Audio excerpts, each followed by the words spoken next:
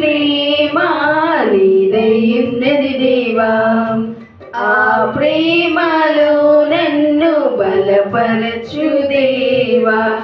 నీ ప్రేమ లేనిదే బ్రతకలేను, నీ ప్రేమ లేనిదే బ్రతకలేను. యేసయ్యా నీ ప్రేమ వర్ణింపా నా తరమా. యేసయ్యా నీ ప్రేమ వర్ణింపా నా తరమా. నాలో నీ ప్రేమ నీదయున్నది దేవా, ఆ ప్రేమలో నన్ను బలపరచు దేవా. నేను వెతకక ముందే నన్ను వెతికిన ప్రేమ ఇది, నేను ప్రేమించక ముందే నన్ను ప్రేమించినది. నేను వెతకక ముందే నన్ను వెతికిన ప్రేమ ఇది, నేను ప్రేమించక ముందే నన్ను ప్రేమించినది. సిలువలో నీ దివ్య ప్రేమ విలువకు అందనిది, సిలువలో నీ దివ్య ప్రేమ విలువకు అందనిది. యేసయ్యా నీ ప్రేమ వర్ణింపా నా తరమా. యేసయ్యా నీ ప్రేమ వర్ణింపా నా తరమా. నాలో నీ ప్రేమ నీదయున్నది దేవా, ఆ ప్రేమలో నన్ను బలపరచు దేవా. బాధ్యతైన ప్రేమ నీది నన్ను భరించినది, భద్రతనిచ్చిన ప్రేమ నీది భారము పాపినది. బాధ్యతైన ప్రేమ నీది నన్ను భరించినది, భద్రతనిచ్చిన ప్రేమ నీది భారము పాపినది. మాదలు ఓదార్పునిచ్చి బలము చేకూర్చెను, మాదలు ఓదార్పునిచ్చి బలము చేకూర్చెను. యేసయ్యా నీ ప్రేమ వర్ణింపా నా తరమా. యేసయ్యా నీ ప్రేమ వర్ణింపా నా తరమా. నాలో నీ ప్రేమ నీదయున్నది దేవా, ఆ ప్రేమలో నన్ను బలపరచు దేవా. పరిపూర్ణ ప్రేమలో భయముండదు, నిండైన నీ ప్రేమ వీటిని తొలగించు. పరిపూర్ణ ప్రేమలో భయముండదు, నిండైన నీ ప్రేమ వీటిని తొలగించు. తిరిగి తిని ప్రేమను నమ్మితి ఆ ప్రేమను, తిరిగి తిని ప్రేమను నమ్మితి ఆ ప్రేమను.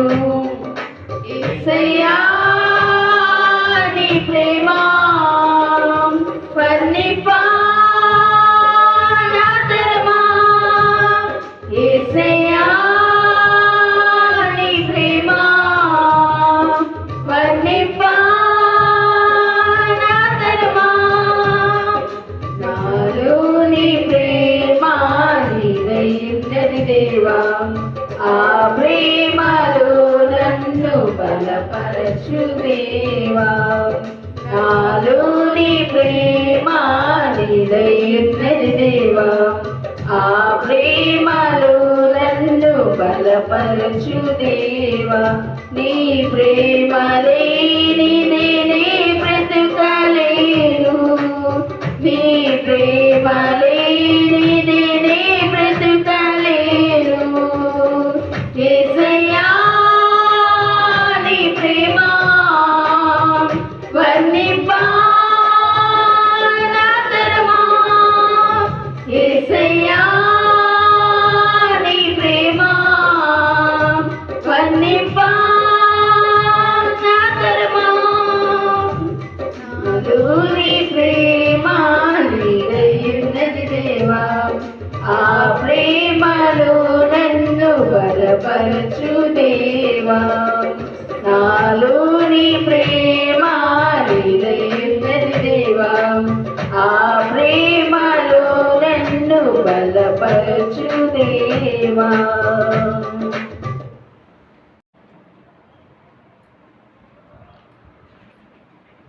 యేసయ్యా నా హృదయాభిలాష నీవేనయ్యా, మెస్సయ్యా నా తీయని తలంపులు నీవేనయ్యా.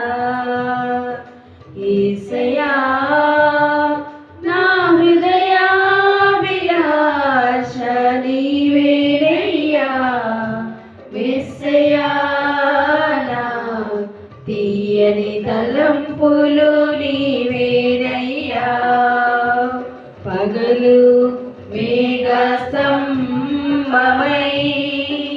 రాత్రి అగ్ని సంభమై, నా పితరులను ఆవరించి ఆదరించిన మహనీయుడవు. పగలు మేఘస్తంభమై, రాత్రి అగ్ని సంభమై, నా పితరులను ఆవరించి ఆదరించిన మహనీయుడవు. పూజనీయుడా నీతి సూర్యుడా, పూజనీయుడా నీతి సూర్యుడా, నిత్యము నా కనుల మెదులుచున్నవాడా. యేసయ్యా నా హృదయాభిలాష నీవేనయ్యా, మెస్సయ్యా నా తీయని తలంపులు నీవేనయ్యా. ఆత్మీయ పోరాటాలను శత్రువు తంత్రాలన్నిటిలో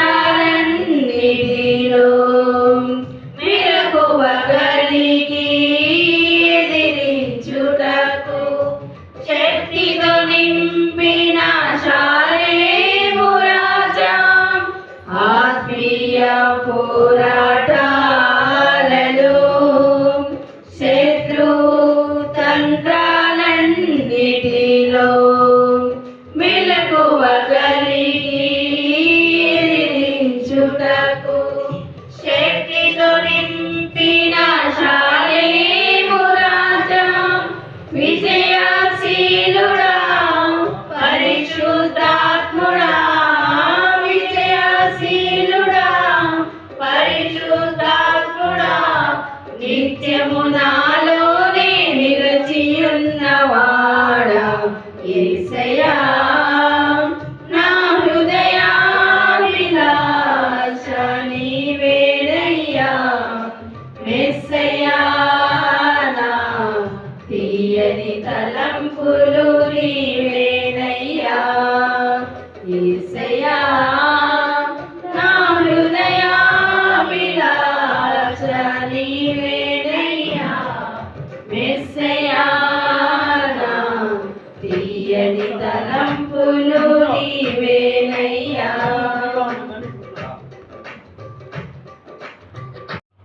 ఆమేన్. హల్లెలూయా. ప్రభువైన యేసుక్రీస్తు వారి మితిలేని కృపతో మరి యొక్క దినమును, శుభదినమును, ప్రతిష్ఠిత దినమును, పరిశుద్ధ దినమును మనకు అనుగ్రహించిన దేవదేవుడు యేసునాథుడి నిత్యము స్తుతినందును గాక. గమనించండి, నేటి వాక్య ధ్యానములో ముందుకు సాగుదాం.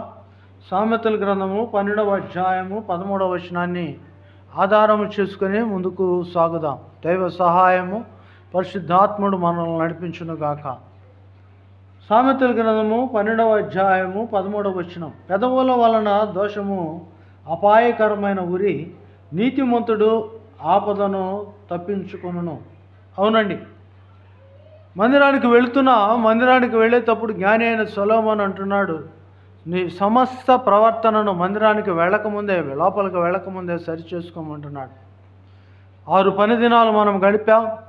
ఎన్నో చోట్ల మనము నిలవవలసి వచ్చింది, ఎన్నో చోట్ల మనం మాట్లాడవలసి వచ్చింది, ఎన్నో పనుల గురించి చర్చించవలసి వచ్చింది.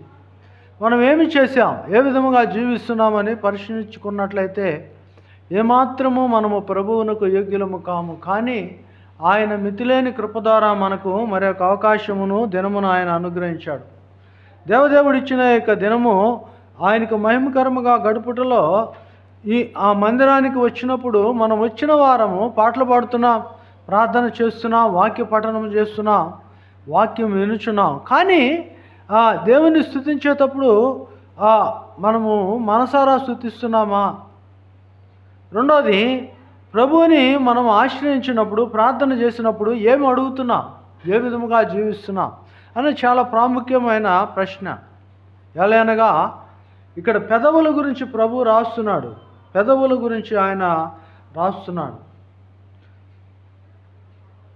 జ్ఞాని అయిన సొలొమోను ద్వారా మనకు అందించబడిన వాక్యములో సామెతల గ్రంథము 12వ అధ్యాయము 13వ వచనములో మన వాక్యాన్ని స్పష్టంగా చూస్తున్నాం. పెదవుల వలన దోషము అపాయకరమైన ఉరి. పెదవుల వలన దోషము అపాయకరమైన ఉరి. పెదవులు ఏ విధముగా ఉన్నాయి ప్రభు దగ్గర అనగా మన మాట తీరు ఏ విధముగా ఉన్నది? హాగరు ప్రార్థన చేసిన సందర్భం మనం గమనించలేదు. కానీ తన బిడ్డ ఇష్మాయేలు ఆ మరణ సమయంలో ఆమె దూరమున ఆ బిడ్డను పండబెట్టింది, ఆ ఇసుకలో పారవేసింది. పసివాడు ఏడుస్తున్నాడు, హాగరు కూడా ఏడుస్తుంది. కానీ ప్రభు ఆ ప్రార్థనను, ఆ మూల్గును, ఆ ఏడుపునే, ఆ విలాపమునే ఆయన ప్రార్థనగా భావిస్తున్నాడు. ఆమె పెదవులను పరిశీలిస్తున్నాడు. దావీదైతే మనం 27వ సంకీర్తన గమనించినట్లయితే, దావీదు 27వ సంకీర్తనలో దేవుని యొద్ద ఒక వరం అడుగుతున్నానని ఆయన అంటున్నాడు.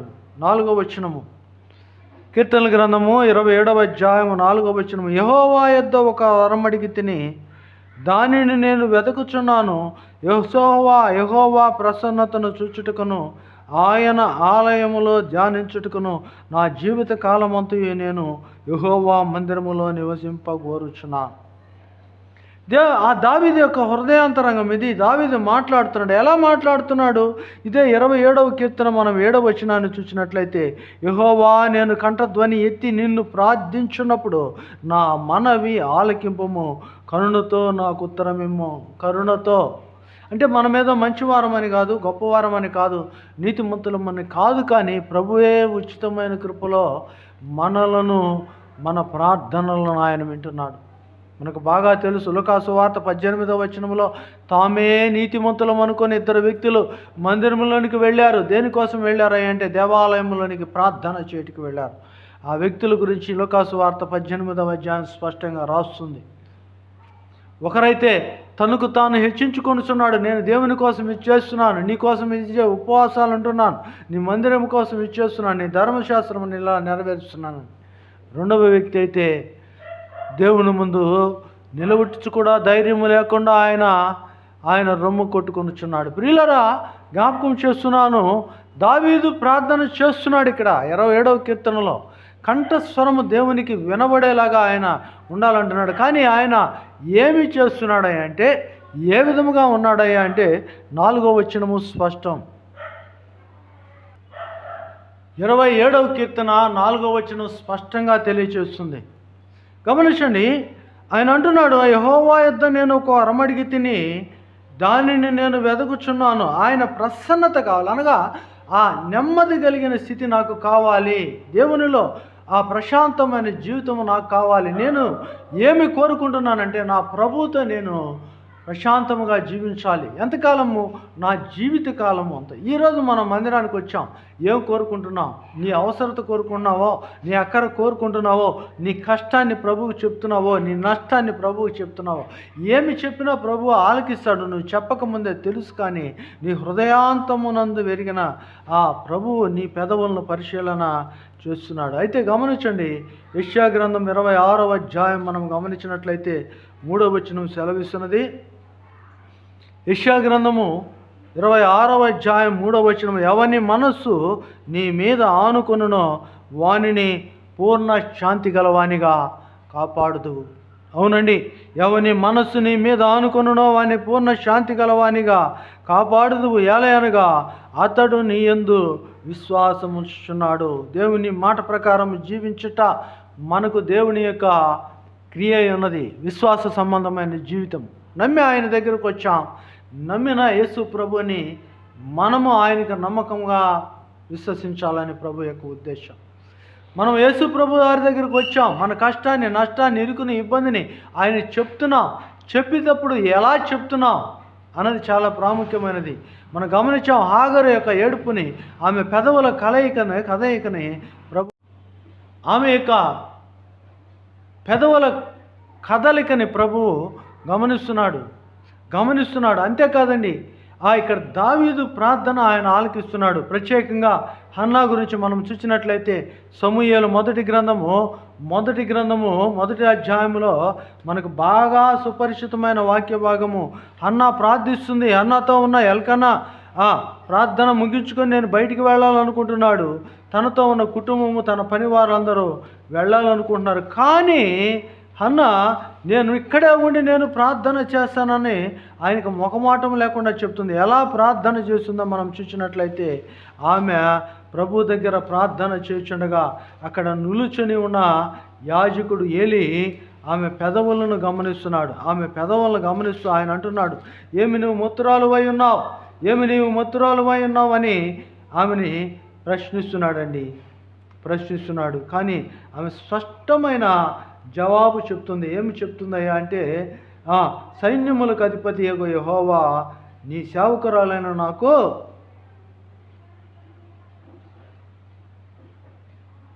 కలిగి ఉన్న శ్రమను చూచితివి. నీ సేవకురాలైన నన్ను మరొక జ్ఞాపకము చేసుకునే ఎడల నీ సేవకురాలైన నాకు మగ పిల్లను దయచేసిన ఎడల వాని తల మీదకి క్షౌరం ఎన్నటికి రాలేక వాడు బ్రతుకు కాలం ముందు నేను వాడిని యెహోవాకు నీకు అప్పగించదని నేను ముక్కుబడి చేసుకున్నాను. ఆమె యెహోవా సన్నిధిని ప్రార్థన చేయుచుండగా ఏలి ఆమె నోరు కనిపెట్టి, గమనించండి ఈ మాట 12వ వచనం, మొదటి సమూయేలు గ్రంథం 1వ అధ్యాయం 12వ, ఆమె నోరు కనిపెట్టి, ఆమెకు నోరు కనిపెట్టుచున్నాడు ఆయన. ఎలయనగా హన్నా తన మనస్సులోనే చెప్పుకొనుచుండెను, ఆమె పెదవులు మాత్రము కదలచుండి ఆమె స్వరము వినబడకుండెను కనుక ఏలి ఆమె మత్తురాలై ఉన్నదనుకొని. గమనించండి, హన్నా ప్రార్థన చేస్తుంది, ప్రభు ఆమెకు బిడ్డను దయచేశాడు. అక్కడ ఉన్న యాజకుడు అయితే ఆమెను చిన్నచూపు చూస్తుండొచ్చు, కానీ ఆమె మాట్లాడిన తర్వాత ఆయన కూడా డిపెండ్ అవుతున్నాడు. ప్రభువునే కాదండి, ప్రభు పక్షమునున్న దాసులు కూడా దారి తప్పవచ్చు. కానీ నీ ముందు ఉన్న విశ్వాసులు, నువ్వు ఘనముగా ఎంచిన నీ ముందు ఉన్న విశ్వాసులు పెద్దలు దారి తప్పవచ్చు, కానీ అపార్థం చేసుకోవచ్చు. కానీ నీ పెదవులను గమనిస్తున్న ఆ ప్రభువు, నీ అంతరంగమును గమనిస్తున్న యేసు దేవుడు ఎన్నటికీ నీ ప్రార్థన మరువడు. ఆయన వినుచున్నాడు. కనుకనే దావీదు అంటున్నాడు ఇక్కడ 27వ కీర్తనలో, ఆయన చేసిన ప్రార్థన ఇక్కడ రాస్తూ, దేవుని యొద్ద ప్రసన్నత, ఆ సమాధాన సంబంధమైన స్థితి నాకు కావాలని నేను ప్రభువుని కోరుకుంటున్నానని చెప్తున్నాడు. మన జీవితాల్లో కూడా ఇటువంటి ప్రార్థన ఉండాలని, మన జీవితాల్లో కూడా ఇటువంటి స్థితి ఉండాలని, మన జీవితాల్లో కూడా ఇటువంటి నెమ్మది కావాలని ప్రభు ఆశిస్తున్నాడండి. కనుకనే ఆ యెషయా గ్రంథం 26వ అధ్యాయం 3వ వచనం, ఎవని మనస్సు ఆయన మీద ఆనుకొనునో వానిని పూర్ణ శాంతి గలవానిగా నేను కాపాడుతానని ప్రభు చెప్తున్నాడు. అయితే వాక్యం వినుచున్న మనం కూడా పరిశీలన చేసుకోవాలి. ఎలాగనగా మత్తయి సువార్త 13వ అధ్యాయం 24వ వచనం నుంచి మనం గమనించినట్లయితే ఆయన విత్తువాని ఉపమానం చెప్తూ ప్రభువు ఆయన కొన్ని రాతి నేలలు విత్తబడ్డాయి, కొన్ని ముళ్ళ పొదల కింద విత్తబడ్డాయి. అనగా అవి విత్తిన తర్వాత ముళ్ళ పొదలే వాటి మీద ఉన్నాయి. కొన్నేమో మంచి నేలన విత్తబడ్డాయి. రాతి నేలన విత్తబడిన వేరు లేనందున అవి ఫలింపలేకపోయినాయి. కానీ మంచి నేలన ఉన్నవి మాత్రం ఫలించినాయి. ముళ్ళ పొదల కింద ఉన్నవి మాత్రము ఎదగలేకపోయినాయి. కొన్నేమో ఫలించలేదు, కొన్నేమో ఎదగలేదు, కొన్నేమో ఫలభరితమైన జీవితం జీవించినాయి. ఈరోజు ప్రభు సన్నిధిలో నువ్వు ఉన్నావు. నువ్వు కూడా ఈ యొక్క ఫలభరితమైన జీవితం జీవించాలి అంటే నీ పెదవుల పైన ప్రభు మాట, నీ పెదవుల కదలిక నువ్వు పరిశీలన చేసుకోవాలి, లోపరుచుకోవాలి. ప్రియులారా, హృదయము నుండి ఉండు దానిని బట్టి నోరు మాటలాడునని వాక్యం మనకు స్పష్టంగా తెలుసు. కానీ మన మాటలు ఏ విధముగా ఉన్నాయి, మన తీరు ఏ విధముగా ఉన్నది, మన నడవడి ఏ విధముగా ఉన్నదని ఈరోజు ఈ అవుట్లైన్గా తీసుకుంటున్న ఈ యొక్క వాక్య భాగంలో మనం గమనించగలం. రోమాపత్రిక 8వ అధ్యాయాన్ని మనం చూసినట్లయితే రోమాపత్రిక 8వ అధ్యాయం 26, 27 వచనాలు మనం గమనించినట్లయితే పౌలు భక్తుడు అంటున్నాడు, ఏలయనగా మనము యుక్తముగా ఎలాగూ ప్రార్థన చేయవలనో మనకు తెలియదు, కానీ ఉచ్చరింప శక్యము కానీ మూలుగులతో ఆత్మ తానే మన పక్షమున విజ్ఞాపన చేయుచున్నాడు. అవునండి, మనం అరిసరిసి ప్రార్థన చేయొచ్చు, మైకులో ప్రార్థన చేయొచ్చు, లేకపోతే నలుగురు ముందు ప్రార్థన చేయొచ్చు, వీధులలో మోకాళ్ళేసి ప్రార్థన చేయొచ్చు. ఇది మన ఇష్టం. కానీ ఇది ప్రభు దగ్గరగా చేరుతున్నదా? మనం చూసాం, హాగర్ను చూసాం, అన్నాను చూసాం. వారి ప్రార్థనలు పెదవుల మీదే ఉన్నాయి, కానీ ప్రభువు చేరిని. కానీ మన ప్రార్థనలు ఏ విధముగా ఉన్నాయి? మనల్ని ప్రభుతో నెమ్మది పరుస్తున్నాయా?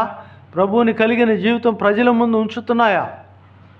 మనం ఇక్కడ 27వ అధ్యాయం కీర్తనల గ్రంథము ఆ మొదటి 3 వచనాలు చూస్తే మనకున్న కష్టాలు, మనకున్న నష్టాలు, మనకున్న ఇరుకులు, ఇబ్బందులు ప్రజలందరి ముందే ఉన్నాయి. ఈ ప్రజలందరి ముందు ఉన్న వీటిని తీసివేయమని ప్రభువుని అడుగుతున్నామేమో. అడిగేటప్పుడు కూడా మనము ఎలా అడుగుతున్నాం? పౌలు భక్తుడైతే అంటున్నాడు రోమాపత్రిక 8వ అధ్యాయం 26వ వచనంలో, ఎలాగ మనకి సరిగా ప్రార్థన చేయాలో, పరిపూర్ణంగా ఎలాగ ప్రార్థన చేయాలో, యుక్తముగా ఎలాగ ప్రార్థన చేయాలో మనకు తెలియదు. కాబట్టి మన పక్షమున ప్రభువే ప్రార్థన చేస్తున్నాడంట. ఎవరు? యేసునాథుడే. ప్రార్థన చేసేది ఆయనే, ప్రార్థన వినేది ఆయనే. కనుకనే యోహాను సువార్త తండ్రి కుమారుల మధ్య జరిగిన ఆ ప్రార్థన సందర్భములు చాలా మనం గమనించగలం.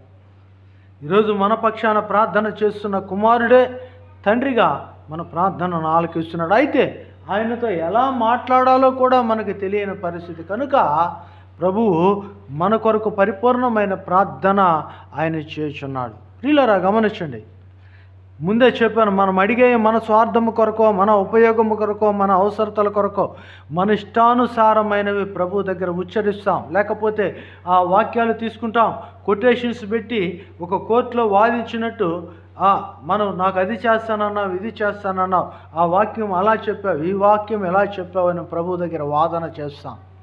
ఈ వాదనలనియు, వితండమైన మాటలనియు, లేకుంటే మూర్ఖపు ప్రార్థనలనియు ప్రభు యొద్ద చేరుతున్నాయా? లేదు నీ మౌన స్థితే ప్రభు దగ్గర చేరుతున్నదా? ఆలోచించండి. ఎవరి మనసు ఆయన మీద ఆనుకున్ననో వాడిని పూర్ణ శాంతి గల వానిగా చేస్తానన్న ప్రభు ఒక ఆత్మతో పౌలు భక్తుడు ప్రేరేపించబడి ఇక్కడ వాక్యం స్పష్టంగా ఆయన మాట్లాడుతున్నాడు. యుక్తముగా మనం ఎలాగో ప్రార్థన చేయాలో తెలియదు కాబట్టి ఆత్మే మన కొరకు యుక్తముగా ప్రార్థన చేస్తుంది. ఎవరి కొరకు? అందరి కోసం కాదు, సంఘానికి వచ్చే అందరి కోసం కాదు, మందిరంలో చేరే అందరి కొరకు కాదు, క్రైస్తవులు అని చెప్పుకునే అందరి కొరకు కాదు, వాక్యోపదేశం చేసే అందరి కొరకు కాదు. ఎవరి కొరకు అంటే 27వ వచనములో ఆయన స్పష్టంగా అంటున్నాడు. రోమీయులకు రాయబడిన పత్రిక 6వ అధ్యాయం 27వ వచనములో, మరియు హృదయములను పరిశోధించువాడు ఆత్మ యొక్క మనస్సు ఎట్టిదో ఎరుగును. హృదయములను పరిశీలించిన దేవుడు మన హృదయమును నిండి ఉన్న దాన్ని బట్టి నోరు మాట్లాడరు. కనుక మన హృదయమును ఎరిగినవాడు సంఘానికి నీ హృదయం తెలియదు, నీ తల్లికి తెలియదు, నీ తండ్రికి తెలియదు, నీ భర్తకు తెలియదు, నీ భార్యకి తెలియదు, నీ బిడ్డలకి నీ హృదయం ఉంటుంది. కానీ హృదయములో ఉన్న దానిని ఎరిగిన ఆ దేవదేవుడు నీ పెదవులను పరిశీలిస్తున్నాడు. ఎలయనగా ఆయన దేవుని చిత్త ప్రకారము. వాక్యం స్పష్టం. రోమీయులకు రాయబడిన పత్రిక 8వ అధ్యాయము 27వ వచనం. ఆయన దేవుని చిత్త ప్రకారము పరిశుద్ధుల కొరకు విజ్ఞాపనము చేయుచున్నాడు. పరిశుద్ధుల కొరకు విజ్ఞాపనము చేసు. చాలా ప్రాముఖ్యమైన మాట అండి. ప్రభువు వ్యక్తముగా ఎలాగూ ప్రార్థన చేయటం మనకు చేత కదని ఆయన ఎవరి కొరకు ప్రార్థన చేస్తాడంటే, హృదయములు నెరిగిన ప్రభువు నీ హృదయము ఆయన పై ఆనుకున్నప్పుడు మాత్రమే, ఆయన మాట ప్రకారం జీవించినప్పుడు మాత్రమే, అనగా పరిశుద్ధుల కొరకు మాత్రమే ఆయన విజ్ఞాపన చేస్తున్నాడు. పరిశుద్ధులు ఎవరు? ముందుగానే చెప్పాం, పోయిన వారం ధ్యానం చేశాం. పరిశుద్ధత లేకుండా ఎవడనూ ప్రభువుని చూడలేడు. Nobody cannot see without holiness. పరిశుద్ధత లేకుండా ఎవడనూ ప్రభువుని చూడలేడు, ప్రభువుని చేరలేడు. ప్రియులరా, పౌలు భక్తుడు అంటున్నాడు, పరిశుద్ధాత్ముడు మన కొరకు ప్రార్థన చేయాలంటే మనము హృదయములను శుభ్రముగా ఉంచుకోవాలి. మన హృదయము నిండి ఉన్న దాన్ని బట్టి నోరు మాట్లాడను. మనకు ప్రార్థన చేయటం రాదు కాబట్టి మన హృదయాంతరంగంలో ఉన్న పరిశుద్ధతను పట్టి ప్రభు మన కొరకు విజ్ఞాపన చేయుచున్నాడు. ఇది ప్రభు చిత్తం. చాలామంది అడుగుతుంటారు, దేవుని చిత్తం ఎలాంటిది, దేవుని చిత్తం ఎలా ఉన్నది, వివాహ విషయంలో, ఇల్లు కట్టుకునే విషయంలో, ఇలాంటి భూ సంబంధమైన వాటి విషయం కోరుతుంటారు. మంచిదే, మీరు అడగటం మంచిదే. కానీ దేవుని చిత్తం ఏమిటంటే పరిశుద్ధముగా నువ్వు జీవించటం. నీకు ఇచ్చే గృహము కావచ్చు, నీ శరీరము కావచ్చు, నీ ధనము కావచ్చు, నీ నడవడి కావచ్చు, పరిశుద్ధముగా ఉండాలి. పరిశుద్ధముగా ఉండట దేవుని చిత్తం. ఇటు చిత్తాన్ని, దేవుని చిత్తాన్ని నెరవేర్చుకున్న వారి పక్షమున, ఈ పరిశుద్ధుల పక్షమున ప్రభు విజ్ఞాపన చేయుచున్నాడు. కనుకనే హన్నా యొక్క ఆ పెదవుల కదలికను దేవుడు విన్నాడు. ఎలయనగా హృదయం అన్నిటికంటే మోసకరమైనది, అది బహుఘోరమైన వ్యాధి కలది, దాన్ని గ్రహింపగలవాడు ఎవడు? అవునండి, వాక్యం స్పష్టం. నీ హృదయాలోచనను ఎవరు గ్రహించగలరంటే ప్రభువు మాత్రమే గ్రహించగలడు. కనుకనే ఈ దిన వాక్యము దావీదు దేవుని ప్రసన్నత కోరుకున్న విధముగా తన హృదయంలో దేవునికి ఇచ్చిన అవకాశాన్ని బట్టి ఈరోజు నువ్వు కూడా నీ పెదవులను చూస్తున్న ప్రభువుకి ఇష్టకరముగా నీ హృదయాన్ని మార్చుకోవాలి. విరక్తముగా ఎలాగో ప్రార్థన చేయటమో మనకు తెలియదు, కానీ ఉచ్చరింపశక్యము కానీ మూలుగులతో ఆత్మ తానే, అనగా పరిశుద్ధుల పక్షమున వారి హృదయములను బట్టి ఆయన విజ్ఞాపన చేస్తున్నాడు. పరిశుద్ధుల కొరకు ఆయన ప్రార్థన చేస్తున్నాడు, కానీ అపరిశుద్ధుల కొరకు ప్రభు ప్రార్థన చేయటే లేదు. కనుకనే సామెతల గ్రంథం 12వ అధ్యాయం 13వ వచనం, పెదవుల వలన దోషము అపాయకరమైనది, నీతిమంతుడు ఆపద నుంచి తప్పించుకొనును. ఉరి ఎవరు వేసుకుంటారంటే తనకై తాను నాశనము తెచ్చుకున్నవాడు అవివేకి. ఈ అవివేకమైన స్థితి నీ పెదవులు చూపిస్తున్నది. నీ హృదయం నిండి ఉన్న దాన్ని బట్టి దేవుడు కనుగొంటున్నాడు. కనుక పెదవులు బాహ్య ప్రపంచానికి కనిపిస్తున్నాయి, బయట ప్రపంచానికి పెదవులు కనిపిస్తున్నాయి, కానీ హృదయాంతరంగమును చూచిన దేవదేవుడు ఇదిగో ఆ ఉరి నుంచి నిన్ను తప్పించుటకు నిన్ను నీతిమంతునిగా తీర్చాడు.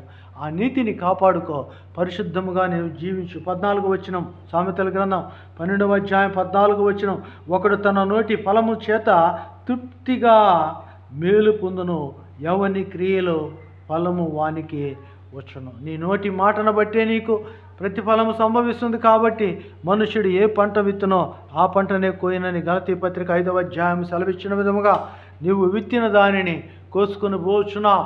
నీవు చెప్పిన దానిని నీవు ఆచరించిన దానినే నువ్వు అనుభవించబోతున్నావు. కనుక చెప్పడం చాలా తేలిగ్గా ఉంటుంది, కానీ ఆచరించడం చాలా కష్టం.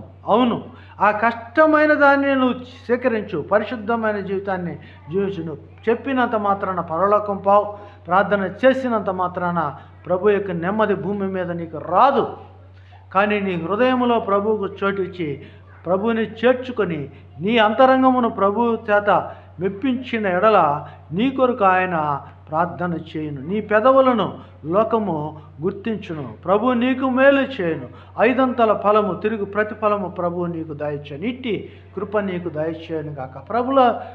ప్రభునందు ప్రియులరా, ఈ మాటలు మరువకండి, విడవకండి, ప్రభువులో ఏకీభవించండి. ప్రభు కృప మీకు తోడై నడిపించును గాక. మీ కొరకైన చిన్న ప్రార్థన. ప్రేమగల తండ్రి, పెదవుల ఫలమును మేము అనుభవించాలి. ఒకవేళ కపటమైన మాటలు మా పెదవుల మీద ఉన్నట్లయితే ఉరిలోనికి వెళుచున్న మాకై మేము మరణానికి అప్పగించున్నామని మీ వాక్యము సెలవిస్తుంది.